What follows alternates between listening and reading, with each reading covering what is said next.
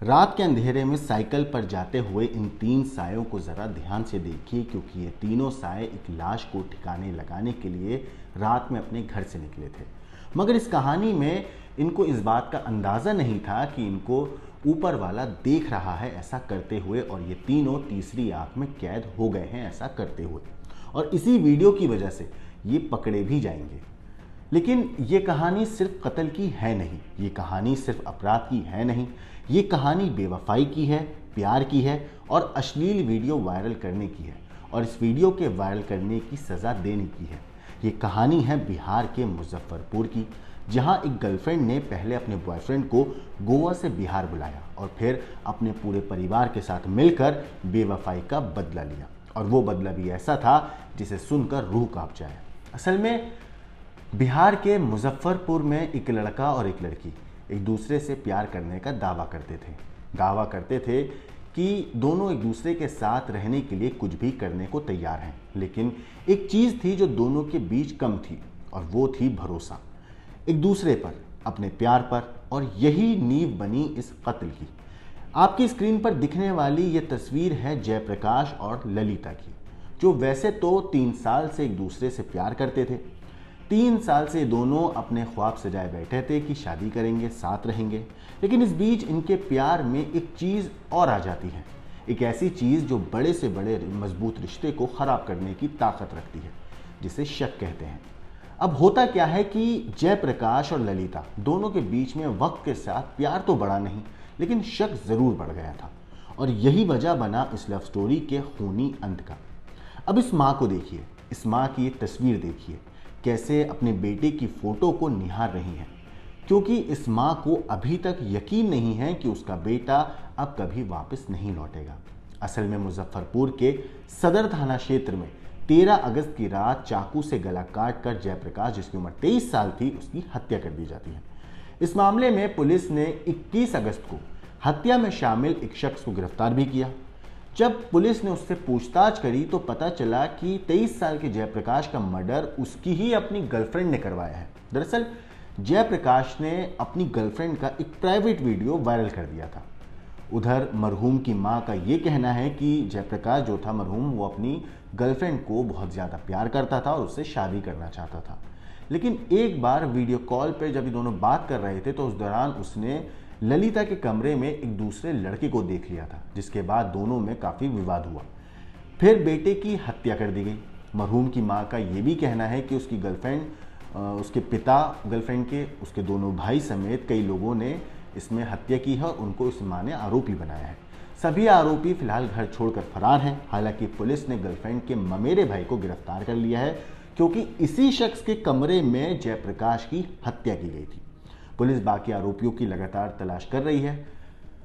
मरहूम जयप्रकाश की मां का यह भी कहना है कि जयप्रकाश जो है वो गोवा में काम करता था और बेटे को उसकी गर्लफ्रेंड का फ़ोन आया था, और फ़ोन पर उसकी गर्लफ्रेंड ने कहा था, ललिता ने, कि तुम जल्दी से मुजफ्फरपुर आ जाओ, आपसे शादी की बात करनी है घर वालों को।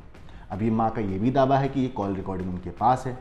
जयप्रकाश के 3 भाइयों में जो है वो सबसे छोटा था। माँ जो है उन्होंने बताया कि जयप्रकाश अहियापुर की रहने वाली ललिता कुमारी से प्यार करता था। ललिता की उम्र 22 साल है। ललिता जयप्रकाश की जो ममीरी बहन है उसकी ननद है। जयप्रकाश अक्सर वहाँ जाता था और ललिता से वहीं उसकी पहली बार मुलाकात भी हुई थी। 2021 से दोनों एक दूसरे से प्यार करते थे। ललिता बीपीएससी की तैयारी करने के लिए 2023 में पटना चली गई। जयप्रकाश भी उसी साल फिर गोवा चला गया था जनरेटर ऑपरेटर का काम करने के लिए। वो ललिता को हर महीने 5,000 रुपये भेजा करता था, और अपनी माँ रमा देवी ने, ये उसकी जो माँ है रमा देवी, उन्होंने ये भी बताया कि दोनों के रिश्ते की जानकारी के बाद ललिता की फैमिली ने जयप्रकाश के रिश्तेदारों से शादी को लेकर बातचीत करी थी, और नवंबर 2023 में ललिता के पिता भाई और बहनों की शादी की बात करने घर आए थे। लेकिन जयप्रकाश के पिता घर पर उस वक्त थे नहीं, तो बात आगे बढ़ नहीं पाई। माँ का ये भी कहना है कि जयप्रकाश और ललिता के बीच फ़ोन पर बातें होती थी। इस बीच एक बार जयप्रकाश ने ललिता के घर ललिता को वीडियो कॉल करी थी, और उस वक्त उसने उसके कमरे में किसी दूसरे लड़के को देखा था, तो जिससे वो काफ़ी गुस्सा हो गया था। इसके बाद जयप्रकाश और ललिता के बीच में विवाद अक्सर होने लगा। एक दिन ललिता ने उसके पास, यानी जयप्रकाश की माँ है, उनके पास कॉल किया और कहा कि आपका बेटा सही नहीं है, मैं उससे शादी नहीं करूँगी। जयप्रकाश की माँ ने यह भी कहा कि लड़की हम लोगों को धमकी देने लगी और बोली अपने बेटे को समझा लीजिए। इसके बाद जयप्रकाश से हम लोगों ने बात की तो जयप्रकाश ने ये कहा कि वो उस लड़की से बहुत प्यार करता है और उसके लिए वो कुछ भी कर लेगा और उसने बहुत कुछ किया भी है। अगर उससे मेरी शादी नहीं हुई तो मैं मर जाऊंगा, ऐसा जयप्रकाश ने कहा। इसके बाद दोनों में विवाद बढ़ता चला गया। इसी दौरान जयप्रकाश ने ललिता के जो कुछ वीडियोस थे, प्राइवेट वीडियोस उसके, वो उसके भाई और जीजा को भेज दिए। अब इस मामले पे उसकी माँ का कहना है कि वो उसका मकसद जो वीडियो भेजने का था वो ये था कि ललिता के रिश्तेदारों को ये पता चल सके कि उनके बीच जो रिश्ता है वो काफ़ी मजबूत है। वहीं मरहूम के बड़े भाई मिथिलेश कुमार ने यह भी कहा है कि जयप्रकाश और ललिता 3 साल से रिलेशन में थे। जब शादी की बात हुई तब इनको जानकारी हुई थी, इससे पहले इन्हें जानकारी नहीं थी। जयप्रकाश जो है गोवा से कभी कभी बीच में आता था और जब भी वो घर आया करता था तो वो ललिता से मिलने जाता था। आरोपियों ने पहचान छिपाने के लिए शव की जो हालत करी थी वो इतनी भयानक थी कि उसके टुकड़े एक तरीके से कर दिए उन्होंने। उसके बाद शव को ट्रॉली बैग में भरकर अच्छे से बंद किया और फिर साइकिल पर लाद कर सड़क किनारे फेंक दिया। लेकिन ऐसा करते हुए सीसीटीवी कैमरे में ये सब रिकॉर्ड हो गया। वहीं जो उसकी बहन है, मरहूम की जो बड़ी भाभी है, माफ़ कीजिएगा, उन्होंने ये कहा है कि पति के साथ वो थाने में वो ये सब पूरी उन्होंने कंप्लेन कराई है दर्ज। और 13 अगस्त की शाम 7 बजे के आसपास मार्केट में सब्जी लेकर और दोस्त से मिलकर आता हूँ, ऐसा वो कहकर गया था। 8:30 बजे दोबारा जब उसे जयप्रकाश को कॉल करी तो उसका फ़ोन नहीं लगा। इसके बाद लगातार वो लोग कॉल करते रहे लेकिन उससे बात नहीं हो सकी। फिर रात में तकरीबन 10:30 बजे के बाद जयप्रकाश का फ़ोन स्विच ऑफ हो गया। अगले दिन जयप्रकाश की लाश मिली। वहीं प्रेमिका ने जयप्रकाश को शादी करने के बहाना कर जो है सहजानंद कॉलोनी जो स्थित उनके ममेरे भाई के कमरे पर बुलाया, जहां पहले से प्लानिंग के तहत गर्लफ्रेंड, उसके 2 भाई और ममेरे भाई समेत कई लोग मौजूद थे। और जैसे ही जयप्रकाश वहां पहुंचा, चारों ने मिलकर बंद कमरे में चाकू से उसका गला रेत कर उसकी हत्या कर दी। इस पूरे मामले पर सिटी एसपी अवधेश दीक्षित ने कहा है कि घटना की मुख्य वजह प्रेम प्रसंग है। युवक द्वारा लड़की का एक प्राइवेट वीडियो बनाया गया था जिसे वायरल किया गया और उसी का बदला लेने के लिए इस पूरे मामले में हत्या की गई। जिस रूम में हत्या हुई, एफएसएल की टीम को वहां पे जांच के लिए भेजा गया। साक्ष्य मिले हैं। इसी आधार पर घटना के मुख्य आरोपियों के अलावा कई लोगों की तलाश में छापेमारी की जा रही है। इस पूरे मामले पर पुलिस का क्या कहना है, एक बार आप सुनिए। 14 तारीख को एक अज्ञात डेड बॉडी हम लोगों को मिला था, बोरे में बंधा हुआ।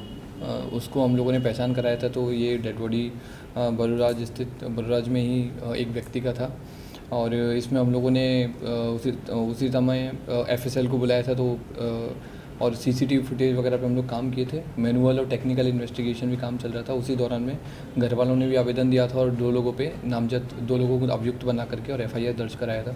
हम लोगों ने इसके बाद में आगे टीम गठन करके और काम किया है। तो हम लोग के द्वारा अभी एक रविंद्र कुमार जो कि देवरिया के रहने वाले इनको गिरफ्तार किया गया है। और ये घटना का मुख्य वजह इसमें प्रेम प्रसंग था। प्रेम प्रसंग के दौरान में एक जो मृतक थे उनके द्वारा कुछ वीडियो वगैरह बनाया गया था, प्राइवेट वीडियो बनाया गया था और उसको वायरल किया गया था। उसी का बदला लेने के लिए इसकी हत्या की गई है। और हमें इसमें काफ़ी साइंटिफिक एविडेंस वगैरह भी मिले हैं, जिसमें जहाँ पर जिस लॉज में इसको मारा गया था, इस व्यक्ति की मर्डर हुआ था, वो लॉज भी हम लोगों ने आइडेंटिफाई किया है, वो रूम भी आइडेंटिफाई किया है। और हम लोगों को रूम से भी एफएसएल से कई सारे महत्वपूर्ण सुराग वहाँ से मिले हैं। इसमें हम लोग आगे जो अभियुक्त हैं उनके हम लोग छापेमारी और गिरफ्तारी पे काम कर रहे हैं। जो आरोपी पकड़ा गया है उसकी क्या भूमिका थी इसमें? ये हम लोग आपको और जब बाकी लोगों का खुलासा हो, बाकी लोग जब पकड़े जाएंगे तो और अच्छे से आपको क्लियर करेंगे। सर हत्या कहाँ किया गया था सर? ये सजा निकलनी हत्या क्या? हत्या कहाँ किया गया था? हत्या किया गया था, एक लॉज है, उस लॉज में हत्या की गई थी। तो सुना आपने इस पूरे मामले पर पुलिस का क्या कहना है। अब इस केस में आप हमें कमेंट करके ज़रूर बताइए कि जो पूरा ये मामला है उसके ऊपर आपका क्या कहना है, क्योंकि ये पूरा मामला तभी बिगड़ा जब जयप्रकाश ने ललिता की प्राइवेट वीडियो वायरल कर दी, क्योंकि वो उसकी ना को स्वीकार नहीं कर पाया। उसे लग रहा था कि ललिता किसी और शख्स से भी फ़ोन पर बात करती है और इसी बात को लेकर इन दोनों के बीच में झगड़ा हुआ। फिर एक दिन उसने कमरे में भी किसी और शख्स को देख लिया था, जिसके बाद उसने परिवार वाले जो थे ललिता के, उसके उन लोगों को वो प्राइवेट वीडियो भेजा। हालांकि इस पूरे मामले पर जो जयप्रकाश की माँ है उनका कहना है कि उसका मकसद जो था वीडियो भेजने का वो सिर्फ इतना था ताकि वो घर वालों को ये बता सके कि दोनों के बीच में रिश्ता कितना मजबूत है। इन सारे तथ्यों को लेकर, इन सारी बातों को लेकर आपका क्या कहना है, इस कहानी के ऊपर आपका क्या सोचना है, हमें कमेंट करके ज़रूर बताइएगा। बाकी देश और दुनिया की क्राइम की खबरों के लिए देखते रहिए क्राइम तक।